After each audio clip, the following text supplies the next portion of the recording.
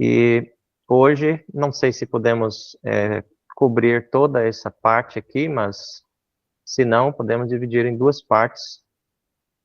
E hoje nosso propósito é de observar 3 dias que são mencionados na Bíblia e que são dias que são usados em referência a assuntos escatológicos, assuntos relacionados ao futuro.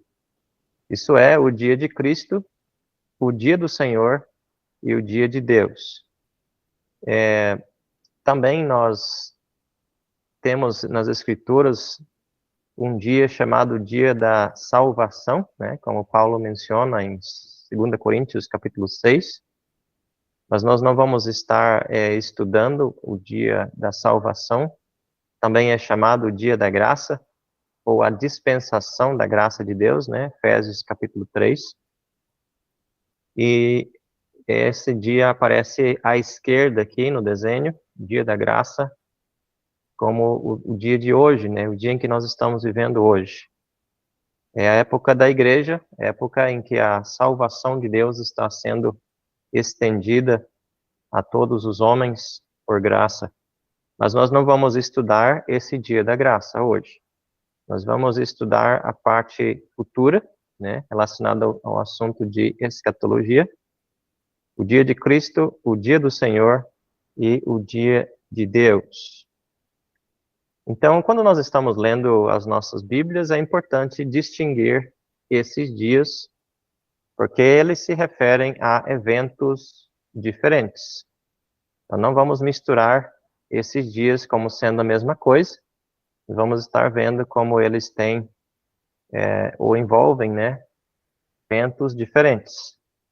E nós vamos usar isto, ou esses 3 dias, como uma base para o estudo desse assunto, das coisas futuras, para montar, assim, um panorama, né, um esqueleto, e depois nós vamos, pouco a pouco, estudando mais de perto cada peça desse panorama, né, digamos assim.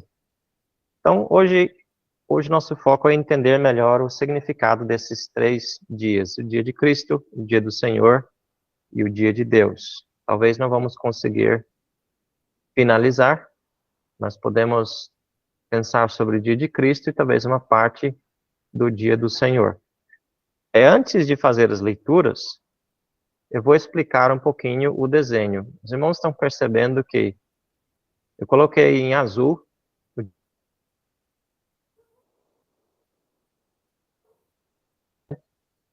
e estão relacionados a esse dia de Cristo. Quando vemos essa expressão, dia de Cristo, dia do Senhor, dia de Deus, devemos lembrar que não são dias de 24 horas, tá? São eventos futuros.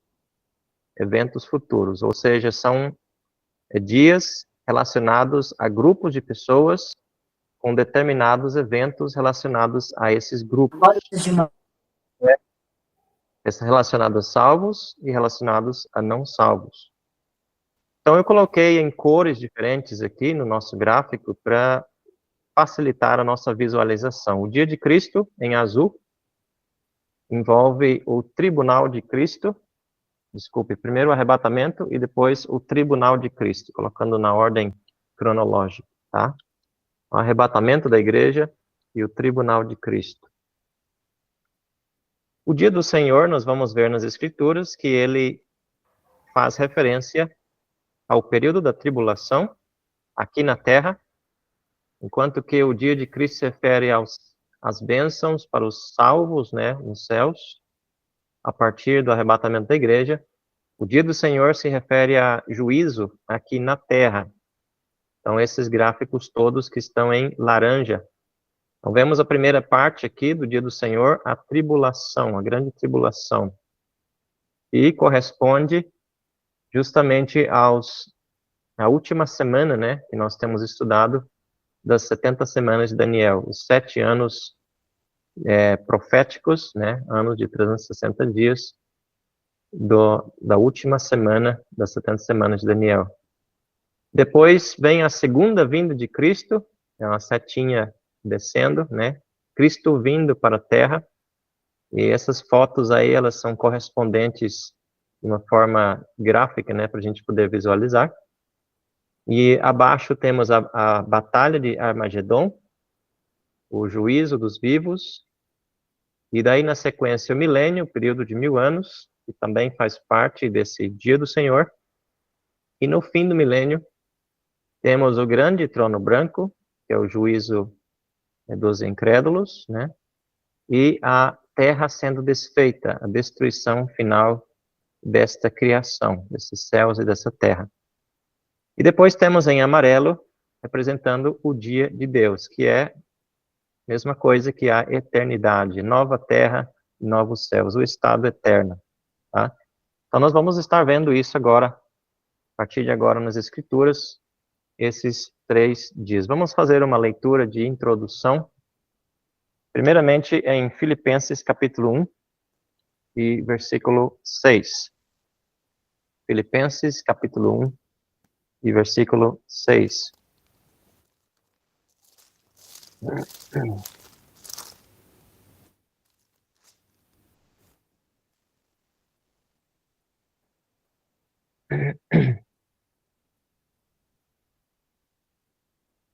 Diz assim o apóstolo Paulo em Filipenses 1 e 6. Estou plenamente certo de que aquele que começou boa obra em vós há de completá-la até ao dia de Cristo Jesus. Então vamos notar aqui a expressão, o dia de Cristo Jesus. Versículo 9. E também faço esta oração, que o vosso amor aumente mais e mais, em pleno conhecimento e toda a percepção, para aprovardes as coisas excelentes e serdes sinceros e inculpáveis para o dia de Cristo, cheios do fruto de justiça, a qual é mediante Jesus Cristo para a glória e louvor de Deus. Ainda vamos para capítulo 2, versículo 16. Filipenses 2, 16.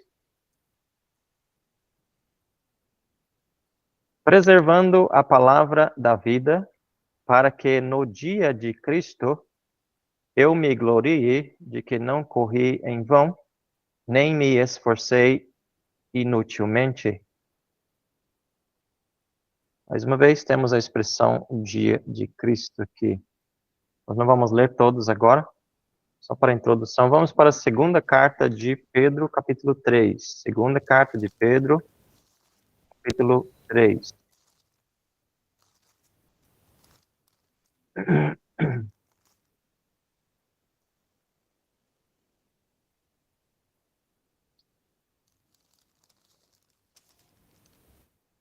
Segunda Pedro, capítulo 3, versículo 10.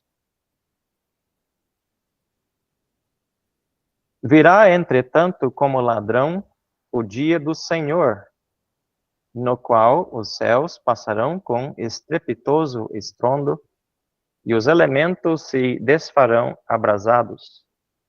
Também a terra e as obras que nela existem serão atingidas. Visto que todas essas coisas hão de ser assim desfeitas, deveis ser tais como os que vivem em santo procedimento do dia de Deus, por causa do qual os céus incendiados serão desfeitos e os elementos abrasados se derreterão. Nós, porém, segundo a sua promessa, aguardamos novos céus e nova terra, nos quais habita a justiça. O último versículo ainda de 1 Pedro 3, 2 Pedro 3. Antes crescei na graça e no conhecimento de nosso Senhor e Salvador Jesus Cristo. A Ele seja a glória, tanto agora como no dia eterno. Então, nessas 3 leituras, nós percebemos as 3 frases, as 3 expressões que nós estamos estudando. o dia de Cristo, o dia do Senhor e o dia de Deus, que também é chamado por Pedro no último versículo, o dia eterno. Então, vamos pensar um pouquinho o que significa, ou a que corresponde, que eventos, né, correspondem com esses 3 dias. Então, como nós falamos logo no início, o dia de Cristo, sempre que nós vemos a expressão dia de Cristo nas suas diferentes variantes, né, porque tem algumas variantes que eu vou mencionar daqui a pouco, mas sempre que vemos a expressão dia de Cristo, ela se refere a um tempo de bênção e recompensa para os salvos, tá? E essa expressão com as suas variantes só aparece no Novo Testamento. Não aparece nenhuma vez no Antigo Testamento, o dia de Cristo. O dia do Senhor, ele sempre é mencionado como um tempo de juízo, angústia e sofrimento para os não salvos, tá? E é uma expressão que aparece tanto no Antigo Testamento como também no Novo Testamento, o dia do Senhor. E a expressão dia de Deus somente aparece aqui em 2 Pedro, capítulo 3. É o único lugar que aparece a expressão em 2 Pedro, capítulo 3. E corresponde ao dia eterno. É a única vez no Novo Testamento. E o contexto desse dia de Deus se encaixa com o estado eterno, tá?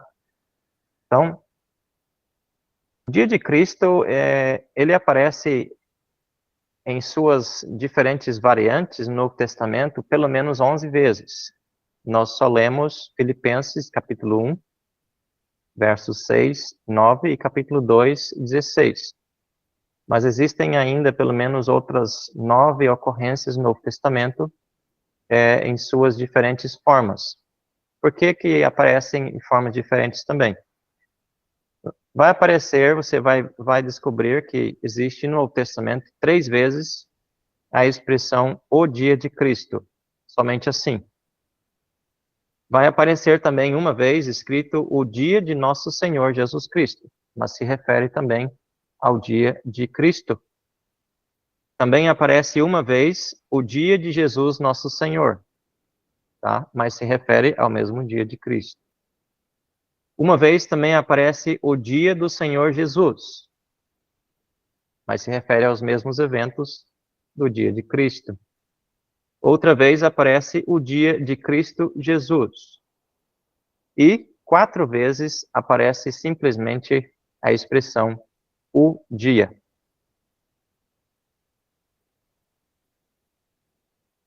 De Cristo. Então eu vou deixar aqui uma dica para os irmãos que vai ajudar bastante para definir a diferença entre o dia de Cristo e o dia do Senhor. Já mencionamos que o dia do Senhor, o dia de Cristo não aparece no Antigo Testamento. Mas o dia do Senhor, sim, aparece no Antigo Testamento e no Novo. Então, como que nós vamos diferenciar eventos relacionados ao dia de Cristo e ao dia do Senhor no Novo Testamento? É muito simples. Todas as vezes que você vê no Novo Testamento a expressão somente assim, o dia do Senhor, sem nenhum outro título, então ele se refere ao mesmo dia do Senhor que aparece no Antigo Testamento. Então, todos os eventos relacionados, tanto no Novo Testamento, são os mesmos que são relacionados também no Antigo Testamento ao dia do Senhor. E nós vamos ver esses eventos. E quando tem outras frases, como por exemplo, dia do Senhor Jesus Cristo, dia de Cristo nosso Senhor, dia de Jesus nosso Senhor, então sempre é uma referência ao dia de Cristo, tá? Então sempre que tem mais um título, não está isolado assim, dia do Senhor, então é uma referência ao dia de Cristo. Vamos olhar Agora, 1 Coríntios, capítulo 1 e versículos 4 a 8. Pensando ainda sobre o dia de Cristo. Nós já vimos Filipenses 1, Filipenses 2, agora vamos olhar 1 Coríntios 1.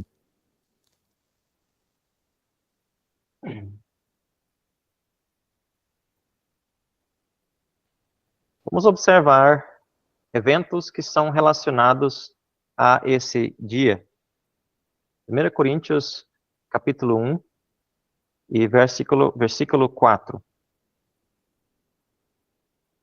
Sempre dou graças a meu Deus a vosso respeito, a propósito da sua graça que vos foi dada em Cristo Jesus, porque em tudo fostes enriquecidos nele, em toda palavra e em todo o conhecimento.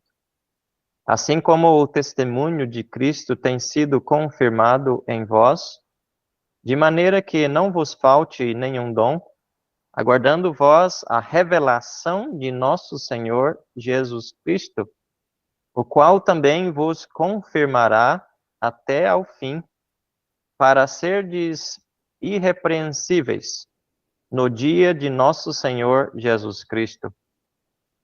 Fiel é Deus, pelo qual fostes chamados à comunhão de seu Filho, Jesus Cristo, nosso Senhor.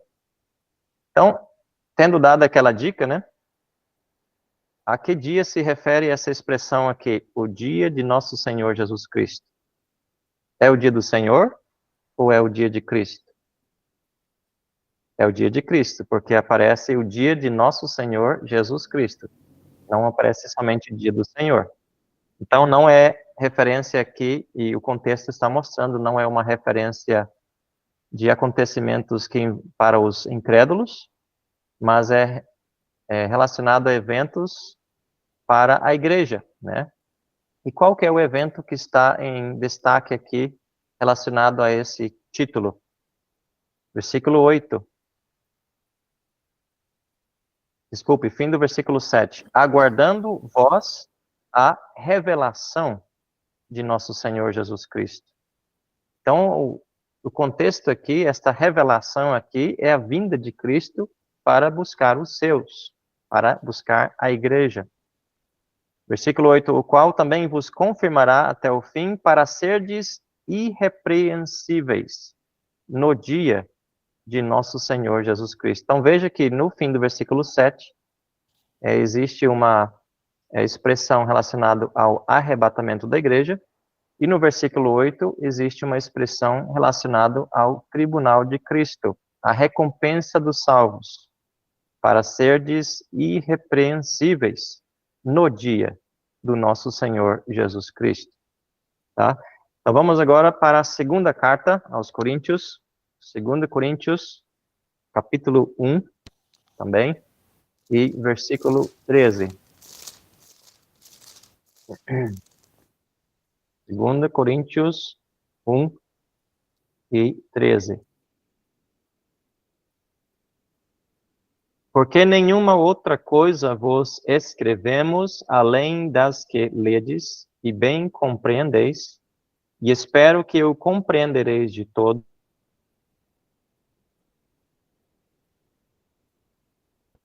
que somos a vossa glória, como igualmente sois a nossa, no dia de Jesus, nosso Senhor. Então, essa é uma daquelas variantes usados para o dia de Cristo. O dia de Jesus, nosso Senhor. Não aparece o dia do Senhor isolado, como aparece em outras partes no Antigo Testamento, também no Novo. Mas o dia de Jesus, nosso Senhor. Existe um título de Cristo colocado ao lado aqui para especificar a que evento que o Espírito Santo se direciona por meio de Paulo. E, mais uma vez, o contexto aqui é recompensa, né?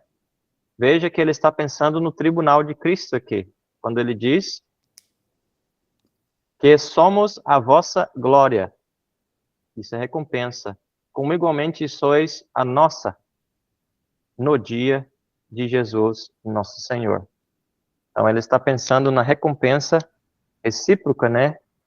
De uns para com os outros, o resultado do serviço de uns para com os outros sendo recompensado pelo Senhor no tribunal de Cristo. Voltando para aquele texto primeiro que nós lemos em Filipenses, capítulo 1, e versículo 6, ele disse: estou plenamente certo de que aquele que começou boa obra em vós há de completá-la até ao dia de Cristo Jesus. Então nós vemos aqui que o apóstolo Paulo está referindo-se à igreja, né? A igreja que Cristo formou, né?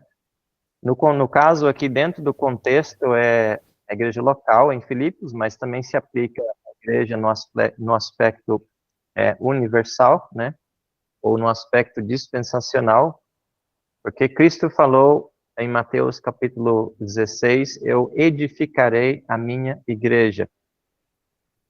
E a igreja está ainda hoje sendo edificada, mas vai chegar o dia em que vai cessar, essa construção vai estar completa, né? E esse edifício vai estar pronto, e então vai ser o dia em que a igreja vai ser arrebatada para a casa do Pai. E esse que é o dia que ele menciona aqui. Aquele que começou boa obra em vós há de completá-la, né? O próprio Senhor Jesus Cristo, até ao dia de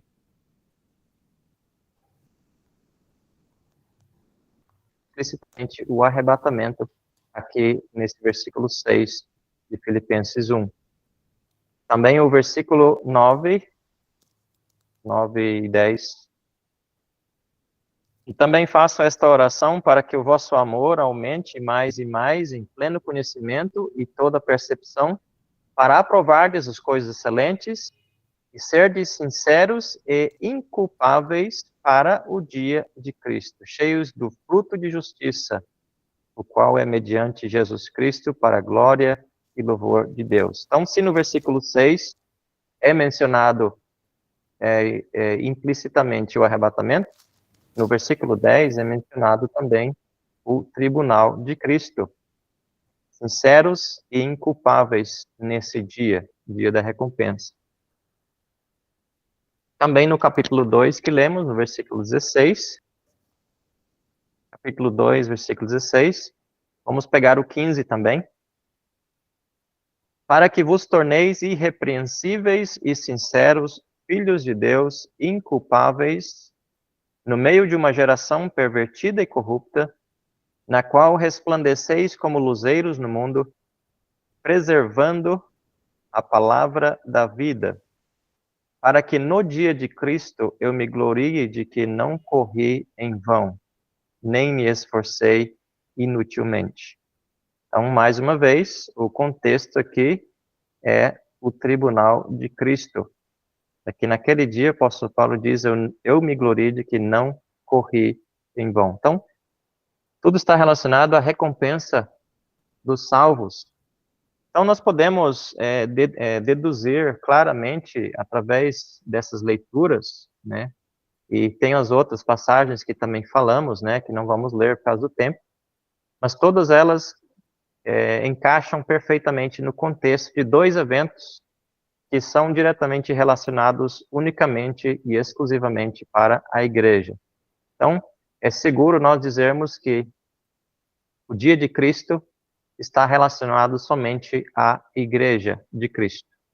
E os dois eventos são o arrebatamento da igreja e o tribunal de Cristo, que é onde os salvos, né, que compõem a igreja, vão ser avaliados pelo seu serviço e recompensados logo depois do arrebatamento, isso nos céus. Lembra que o apóstolo Pedro falou na sua primeira carta 5 e 4, o contexto ali é para presbíteros, mas aprendemos uma verdade importante ali. Ele disse, ora, logo que o Supremo Pastor se manifestar, recebereis a imarcessível coroa de glória. Ou seja, um evento é subsequente ao outro. Então, o tribunal de Cristo vai ser logo que o Supremo Pastor se manifestar, ou seja, subsequente ao arrebatamento da igreja. Hoje eu não vou falar mais nada sobre o dia de Cristo, porque a gente poderia tomar muito tempo olhando todas as demais referências. E antes de passar a falar sobre o dia do Senhor, gostaria de deixar um espaço aqui para algum irmão fazer uma pergunta ou um comentário relacionado a esse dia, o dia de Cristo. Se não tiver, podemos seguir em frente. O Andrew, por gentileza, o 6, o aperfeiçoará, está falando sobre, o bema de Cristo seria também? Que é a mesma explicação do 9? Eu não entendi muito O bem. versículo 6 do capítulo 1 de Filipenses. Sim, tendo por Estou, certo isso mesmo. estou plenamente certo de que aquele que começou boa obra em vós há de completá-la até ao dia de Cristo Jesus.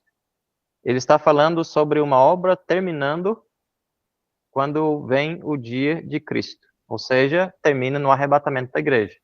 Ah, ok. É isso que eu queria saber. Obrigado. É a igreja sendo edificada, né, aqui na terra. Ah, Então certo. a igreja começou em Pentecostes, né, de acordo com a promessa do Senhor Jesus Cristo, edificarei a minha igreja, e ela vai terminar, ou seja, vai estar concluída no arrebatamento da igreja. A partir dali, a igreja estará formada nos céus, né, junto com Cristo, a noiva completa, e as demais pessoas que vão ser salvas aqui na terra depois desse período não fazem mais parte da igreja. Ok, Tá bom? ok. Uhum. Arrebatamento, né? Isso, e arrebatamento. Uhum. E no versículo 10, aí entra sim o Bema, né? O tribunal de Ok. Cristo. Obrigado. Irmão Rubens. Oi, irmão André. Muito obrigado pela oportunidade, irmão. Irmão, eu estou achando muito importante essa distinção entre o dia do Senhor e o dia de Cristo. Porque a pergunta que eu vou fazer está ligado aos dois eventos, né? O arrebatamento e a vinda do Senhor. É muito comum a gente ouvir falar que a vinda do Senhor vai ser dividida em dois eventos, né? Em dois períodos. O arrebatamento e depois a vinda visível de Cristo na Terra, né? Eu, particularmente, eu não sei se o irmão concorda, eu gosto de tratar esses dois assuntos como sendo distintos um do outro. Eu gosto de tratar o arrebatamento, algo para a igreja, ligado ao dia de Cristo, e a vinda do Senhor, algo ligado ao dia do Senhor, que os profetas do Antigo Testamento já falaram, e o dia do Senhor está ligado à última semana de Daniel e também ao juízo do Senhor, que vai vir sobre a terra, que nós vimos em Apocalipse. Então, quando eu percebo que quando se tenta dividir a vinda do Senhor em dois eventos, faz um pouco de confusão, porque a vinda do Senhor está ligado ao dia do Senhor, e o arrebatamento da igreja está ligado ao dia de Cristo. O que você acha? Sim, sempre temos que ficar com linguagem bíblica, né? Então, a vinda de Cristo para a igreja não caracteriza a segunda vinda por ele não vir até a terra, né? A segunda vinda dele para a terra, literalmente, colocando os pés aqui na terra, sobre o Monte das Oliveiras, só na segunda vinda mesmo, depois da tribulação. A Perfeito, irmão. primeira vinda já aconteceu, né? Ele veio a esse mundo, Isso. nasceu e morreu. Então, a segunda vinda é quando ele vem para a terra. O Uhum. arrebatamento é uma retirada, né, dos salvos, né, 1 Tessalonicenses 4, 1 Coríntios 15, uma retirada, o Senhor vem somente até os ares, ele não vai ser visto pelo mundo, né, não vai ser algo que vai ser como na segunda vinda, quando todo olho o verá, né, mas vai Perfeito. ser uma retirada secreta da igreja, né? A igreja vai desaparecer do mundo, né? Digamos assim. Perfeito. Nós poderíamos, mas como eu falei no início do estudo, nós vamos depois olhar essas partes, cada evento com detalhes. Por enquanto, nós estamos só montando é um panorama, digamos assim, né, uma forma de visualizar os eventos, para ficar bem nítido na nossa mente. Então, depois a gente pode voltar e analisar evento por evento. O arrebatamento pode ser um estudo, né? Tribunal de Cristo, outro estudo. Depois podemos estudar sobre a tribulação, segunda vinda e assim por diante, tá? Mas eu concordo sim, eu concordo que devemos sempre usar termos bíblicos, né? Tá certo. Perfeito, bom, obrigado.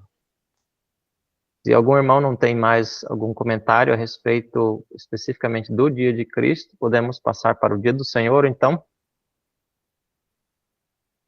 Bom, André, pode até haver alguma dúvida, mas vamos deixar para o final, né? Aí que daí eu vou dar sequência, irmão André. E aí alguma dúvida eu vou marcando, no final a gente pode perguntar e aí o irmão pode solucionar, mas aí o irmão conclui, né, a tua parte, entende, André? Uma sugestão até dos irmãos aí. Tá ok, então. Então, vamos passar para o dia do Senhor.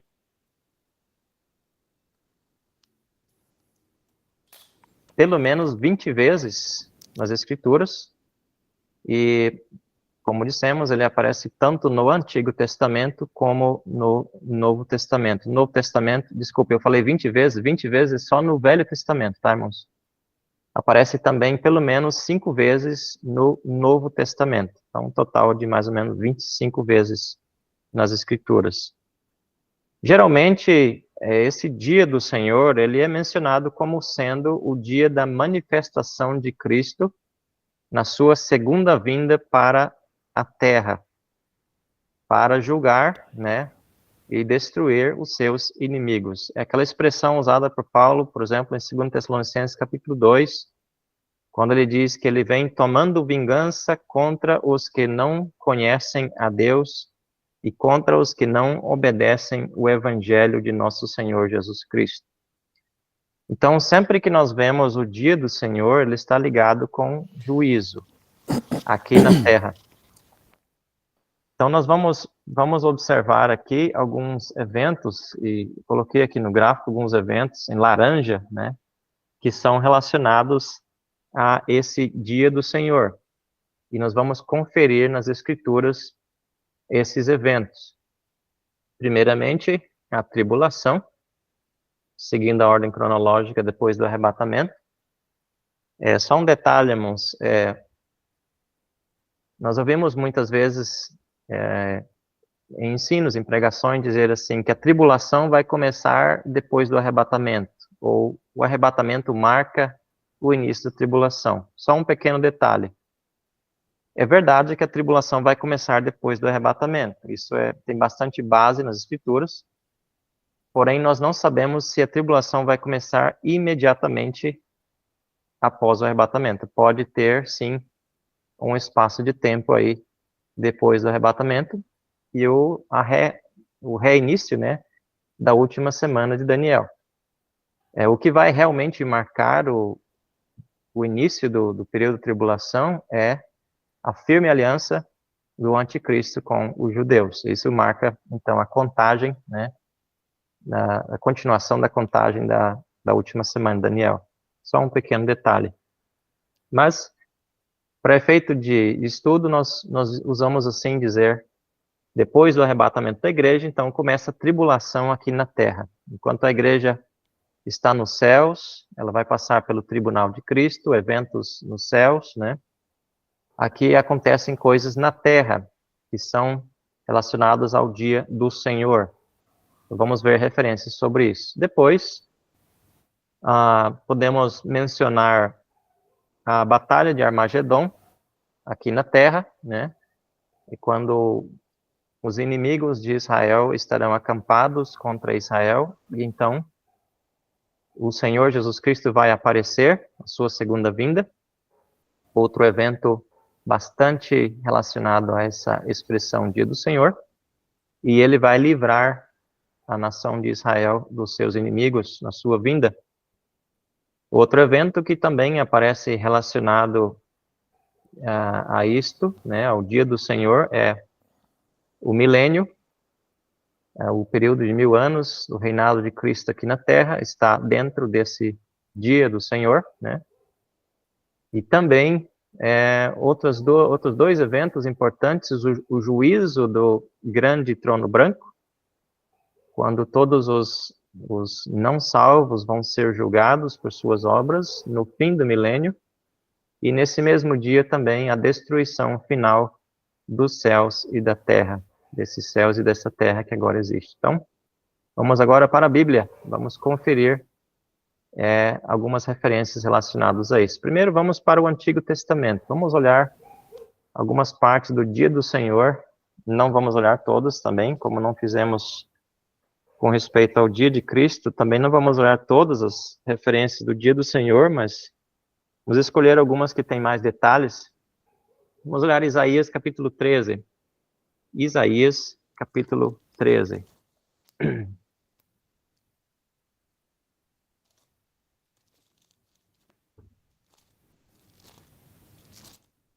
Essa passagem aqui, ela descreve bastante o período da tribulação, tá? Isaías capítulo 13. Por que não encontramos o dia de Cristo no Antigo Testamento? Só o dia do Senhor? Porque não foi revelado aos santos, aos profetas do Antigo Testamento, nada a respeito deste dia em que nós estamos vivendo hoje, a respeito da igreja, né? E como o dia de Cristo faz parte da igreja, são eventos relacionados à igreja, então não foi revelado para eles nada sobre isso. Então vamos encontrar no Antigo Testamento somente a expressão dia do Senhor. Isaías capítulo 13, e versículo 9. Eis que vem o dia do Senhor. Veja que não aparece nenhum título que Cristo recebe no Novo Testamento, somente dia do Senhor. Dia cruel, com ira e ardente furor, para converter a terra em assolação e dela destruir os pecadores, porque as estrelas e constelações dos céus não darão a sua luz, o sol logo ao nascer se escurecerá, e a lua não fará resplandecer a sua luz. Castigarei o mundo por causa da sua maldade, e os perversos por causa da sua iniquidade. Farei cessar a arrogância dos atrevidos, e abaterei a soberba dos violentos. Farei que os homens sejam mais escassos do que o ouro puro, mais raros do que o ouro de Ofir. Portanto, farei estremecer os céus, e a terra será sacudida do seu lugar, por causa da ira do Senhor dos Exércitos e por causa do dia do seu ardente furor. Agora vamos para aqui, só antes de passar para outro texto, os irmãos perceberam que a descrição aqui é claramente relacionada ao período da tribulação, os eventos que estão destacados aqui. Vamos agora para Sofonias. É difícil achar isso aqui, né? Sofonias. Vamos olhar Sofonias, capítulo 1.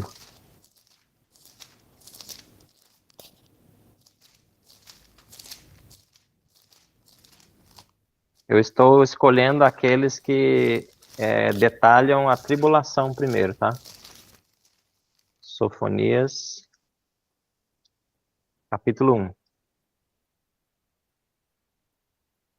Depois de Abacuque, Sofonias. Isso. É tão pequeno que às vezes a gente passa ele. Capítulo 1 e versículo 14. Sofonias 1 e 14.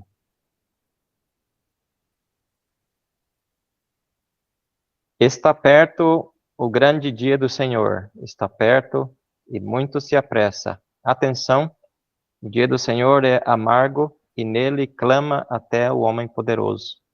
Aquele dia é dia de indignação, dia de angústia, dia de alvoroço e desolação, dia de escuridade, negrume, dia de nuvens e densas trevas, dia de trombeta e de rebate contra as cidades fortes e contra as torres altas.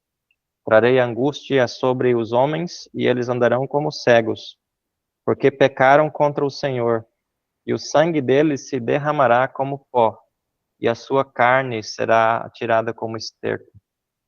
Nem a sua prata, nem o seu ouro os poderá livrar no dia da indignação do Senhor. Mas pelo fogo do seu zelo, a terra será consumida, porque certamente fará destruição total e repentina de todos os moradores da terra. Então, essas duas que temos lido aqui, elas descrevem o período da tribulação. Podemos seguramente dizer que o período de tribulação está incluído, ou faz parte, né, os eventos fazem parte do dia do Senhor. Agora vamos olhar alguma coisa relacionada à batalha de Armagedon, mencionado em relação ao dia do Senhor. Vamos para o profeta Joel. Profeta Joel. Um pouquinho mais voltando na Bíblia, né, de Sofonias. Joel, capítulo 2.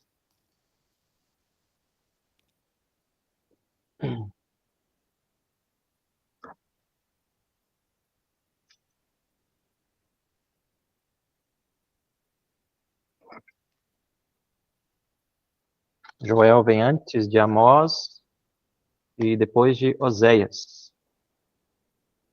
Joel, capítulo 2, e versículo 1.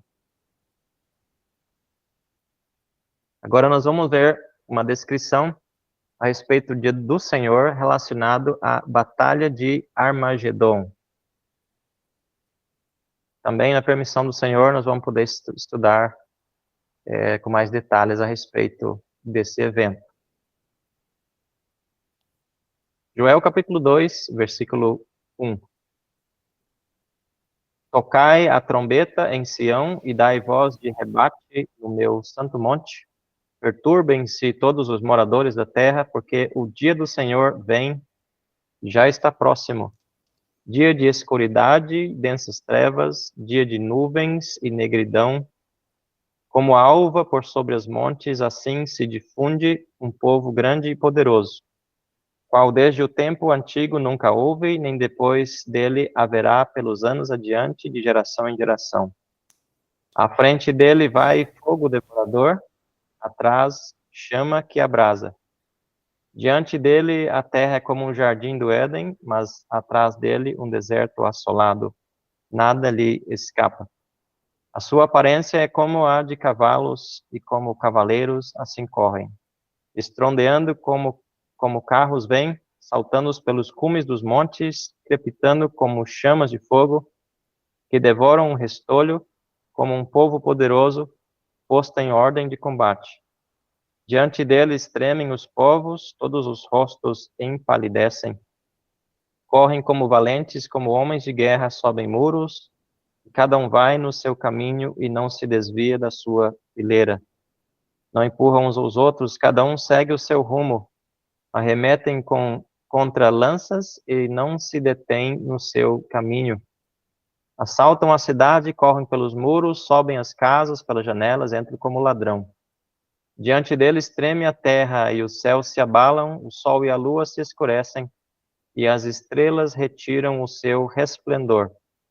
O Senhor levanta sua voz diante do seu exército, porque muitíssimo grande é o seu arraial.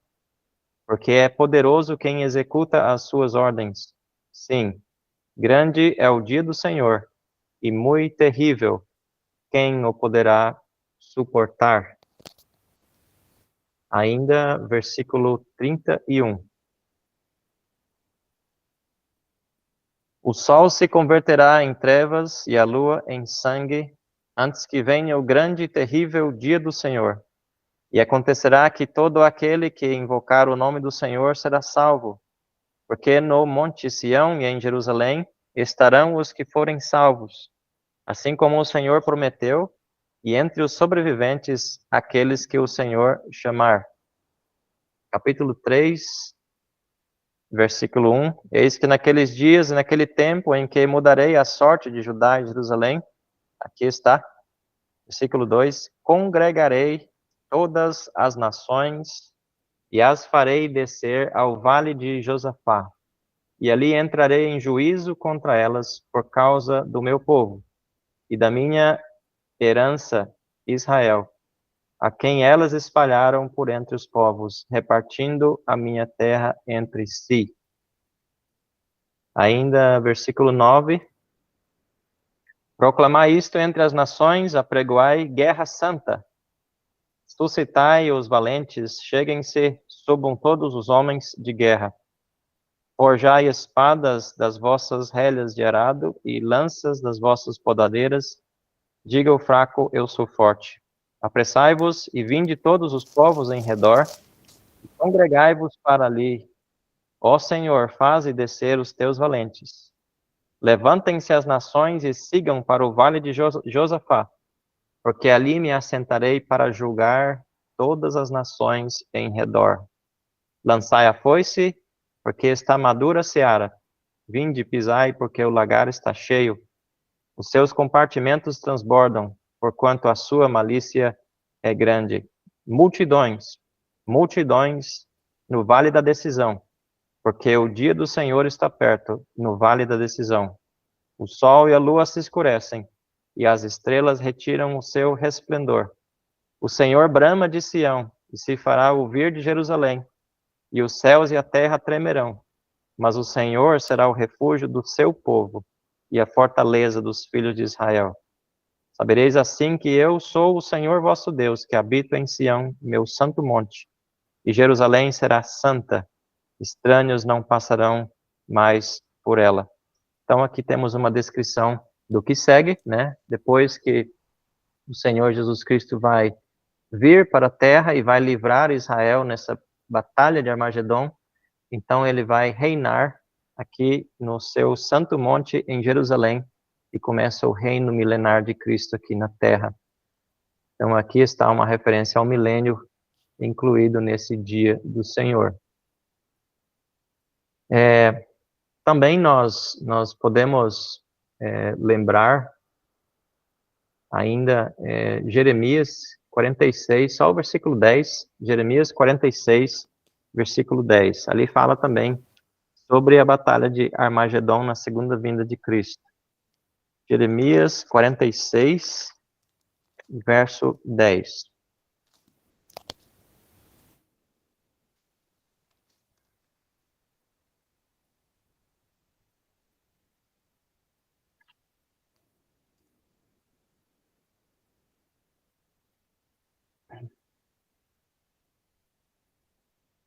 Porque este dia é o dia do Senhor dos Exércitos, dia de vingança contra os seus adversários. A espada devorará, fartar-se-á e se embriagará com o sangue deles. Porque o Senhor dos Exércitos, tem um sacrifício na terra do norte, junto ao rio Eufrates. Essa região aqui é a mesma região que é chamado Vale de Josafá por Joel, que nós vamos ver aqui também o local onde vai acontecer a Batalha de Armagedon, descrito em Apocalipse. Agora vamos pensar um pouquinho também com respeito ao juízo do grande trono branco que está envolvido nesse dia, né? E também a destruição final dos céus e da terra. Isso nós vamos ver na segunda carta de Pedro. Segunda carta de Pedro, capítulo 3.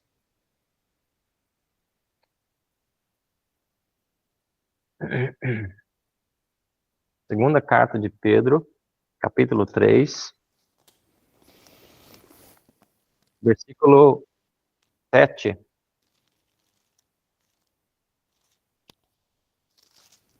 Segundo Pedro 3, 7 diz: Ora, os céus que agora existem e a terra, pela mesma palavra, têm sido entesourados para fogo, estando reservados para o dia do juízo e destruição dos homens ímpios. Então, primeiro eu queria notar aqui que a destruição final dos céus e da terra que agora existem acontece no dia também em que os homens ímpios são destruídos. tá? É importante notar esse detalhe aqui. Versículo 10, que nós já lemos, né? Na abertura. Virá, entretanto, como ladrão o dia do Senhor. Então, por que ele diz que o dia do Senhor vem como ladrão? Porque ele começa logo no período de tribulação, né? Depois que a igreja for retirada, inicia-se o dia do Senhor. Ele vem como surpresa para o mundo, que não está esperando isso. Mas olha aqui alguns eventos que ele coloca aqui também dentro do dia do Senhor, no qual os céus passarão com estrepitoso estrondo. Então, Pedro nos ensina que o dia do Senhor se estende até no fim do milênio.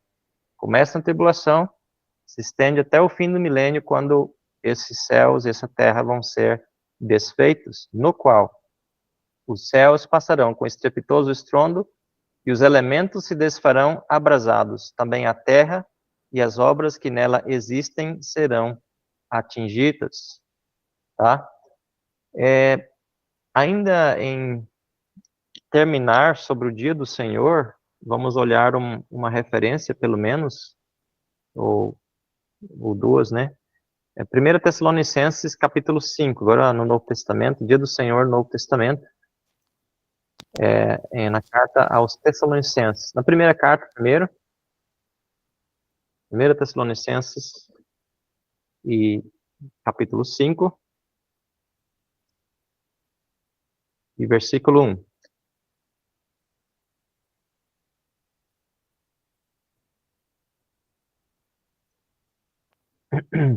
Primeiro Tessalonicenses 5, 1. Irmãos, relativamente aos tempos e às épocas, não há necessidade de que eu vos escreva, pois vós mesmos estáis inteirados com precisão de que o dia do Senhor vem como ladrão de noite. Mesma palavra usada por Pedro, né? Quando andarem dizendo paz e segurança, eis que lhes sobrevirá repentina destruição. Então aqui começa a tribulação aqui na terra. Como vem a dor do parto, a que está para dar à luz, e de nenhum modo escaparão. Mas vós, irmãos, não estáis em trevas, para que esse dia, como ladrão, vos apanhe de surpresa. Porquanto vós todos sois filhos da luz, e filhos do dia. Nós não somos da noite nem das trevas. Versículo 9. Porque Deus não nos destinou para a ira. Veja que esse aqui é um dos versículos que confirma que a igreja não passará pela tribulação, né? Porque Deus não nos destinou para a ira, mas para alcançar a salvação, mediante nosso Senhor Jesus Cristo, que morreu por nós, para que quer vigiemos, quer durmamos, vivamos em união com Ele. Consolai-vos, pois, uns aos outros, e edificai-vos reciprocamente, como também estáis fazendo. Então, aqui, o dia do Senhor. Olha agora na segunda carta, para fechar essa parte aqui sobre o dia do Senhor. 2 Tessalonicenses, capítulo 2. Texto também muito bem conhecido. Se algum irmão tem a Bíblia corrigida, infelizmente tem uma tradução que deve ser corrigida no fim do versículo 2. Na sua Bíblia corrigida vai dizer dia de Cristo, mas o correto aqui seria o dia do Senhor. O que acontece? Nessa parte aqui, no versículo 2, como as traduções corrigida e atualizada, e as demais variantes, elas vêm de duas fontes gregas diferentes. Então, uma fonte grega fala dia de Cristo, Christus, né? E outra fala dia do Senhor. Então, o que acontece o que nós temos que fazer quando acontece isso? Nós temos que olhar o contexto, tá? E o contexto aqui, ele é muito mais forte para usar o termo dia do Senhor. O que está de acordo com o grego koine, ou o receptus, tá? Então, 2 Tessalonicenses 2, e versículo 1. Irmãos, no que diz respeito à vinda de nosso Senhor Jesus Cristo e a nossa reunião com Ele, o que é isso? O arrebatamento. A nossa reunião com Ele é o arrebatamento, é o dia de Cristo. Então, veja que ele está usando as duas frases aqui. Irmãos, no que diz respeito à vinda de nosso Senhor Jesus Cristo e à nossa reunião com Ele, nós vos exortamos a que não vos demovais da vossa mente com facilidade, nem vos perturbeis, quer por espírito, quer por palavra, quer por epístola, como se procedesse de nós, supondo tenha chegado o dia do Senhor. O que quer dizer isso? Os irmãos em Tessalônica, eles, devido à tribulação, sofrimento, e talvez eles teriam ouvido alguém ensinar alguma coisa nessa direção, eles achavam que a tribulação, a grande tribulação, já tinha começado, por causa das circunstâncias no mundo, perseguição e tudo mais. Então, o apóstolo Paulo, ele escreve tanto a primeira carta, como também a segunda para eles, para que eles entendessem esse assunto, que o dia do Senhor, que é o período de tribulação, ele não é para nós, né? Não é para a igreja. Ele acabou de escrever lá na primeira carta 5 que Deus não nos destinou para a ira, né? Mas para alcançar a salvação mediante Jesus Cristo. E isso vai se concretizar no arrebatamento. Nós vamos alcançar, né, de uma forma concreta essa salvação no arrebatamento. Somos salvos, mas essa salvação ela é futura. Agora ele está dizendo, irmãos, vocês não devem pensar que o dia do Senhor começou. Não começou ainda o dia do Senhor. Por que que não começou? Ele vai explicar por quê, nos versículos 3 em diante. Ele diz, ninguém de modo nenhum vos engane, porque isso não acontecerá sem que primeiro venha a apostasia. Com esse afastamento de Deus, né, apostasia. E é o que tem em grande escala no mundo hoje, né.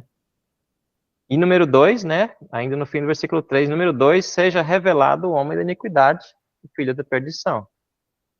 Então, essa é a manifestação do anticristo, aquele príncipe lá de Daniel, capítulo 9, e versículo 27, 26 e 27. Então, o que marca o início desse tempo, do dia do Senhor, é a manifestação do anticristo. A apostasia, primeiro, né, e a manifestação do anticristo, o qual se opõe e se levanta contra tudo o que se chama Deus, o objeto de culto, a ponto de assentar-se no santuário de Deus. Ele vai profanar o templo em Jerusalém, esse templo que os judeus estão preparando fazer, ostentando-se como se fosse o próprio Deus. Então, o versículo 6 diz, agora sabeis o que o detém. O que está detendo a manifestação do anticristo?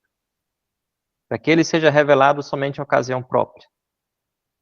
Com efeito, o ministério da iniquidade já opera e aguarda somente que seja afastado aquele que agora o detém. Então, será de fato revelado o iníquo, a quem o Senhor Jesus matará com o sopro de sua boca e o destruirá pela manifestação da sua vinda. Então, nós aprendemos que existe algo no mundo que impede que o anticristo seja manifesto, e nós cremos que aquele que o detém aqui, masculino, singular, se refere à presença do Espírito Santo na igreja. Então, quando a igreja for arrebatada, então vai se abrir o caminho para a manifestação do anticristo, que o próprio Senhor vai destruir na sua segunda vinda depois, no fim do período de tribulação. Então, essas são as principais passagens no Novo Testamento que falam sobre o dia do Senhor. E, finalmente, só para terminar, o dia de Deus, que corresponde ao estado eterno. No fim de todas as coisas, depois que esta terra for destruída, então haverá novos céus e nova terra. E esse é o que Pedro chama o dia de Deus. Veja aqui na segunda carta que lemos, capítulo 3, versículo 12, a única referência a essa expressão, e terminamos com isso. E depois vamos terminar também com um versículo em 1 Coríntios 15. Observa o detalhe aqui quando ele diz: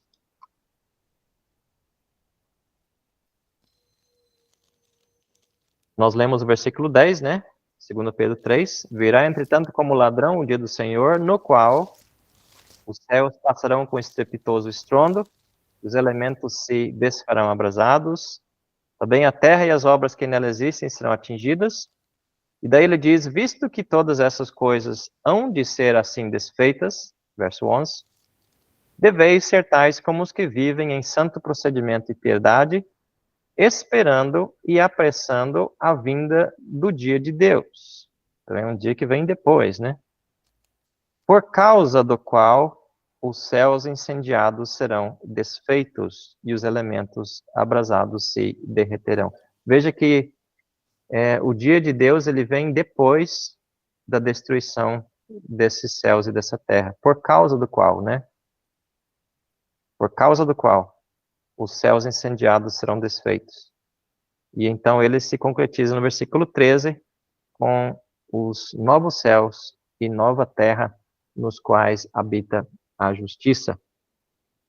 Para fechar nosso estudo de hoje, relacionado a isso também, 1 Coríntios 15 e 24. Depois, os irmãos têm liberdade para falar alguma coisa, fazer pergunta ou algum comentário.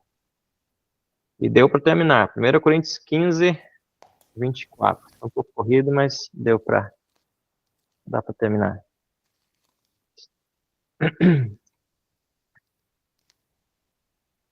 1 Coríntios 15, 24. E então virá o fim. Isso é o fim de tudo, fim de todas as coisas. Aqui é o estado eterno, outra vez, né? Quando ele, né, Cristo, entregar o reino ao Deus e Pai, quando houver destruído todo o principado, bem como toda potestade e poder. Porque convém que ele reine até que haja posto todos os inimigos debaixo dos seus pés. O último inimigo a ser destruído é a morte. Porque todas as coisas sujeitou debaixo dos seus pés. E quando diz que todas as coisas lhe estão sujeitas, certamente exclui aquele que tudo lhe subordinou. Quando, porém, todas as coisas lhe estiverem sujeitas, então o próprio Filho também se sujeitará àquele que todas as coisas lhe sujeitou. Falando do Pai, né? Para que Deus seja tudo em todos. Amém. Amém.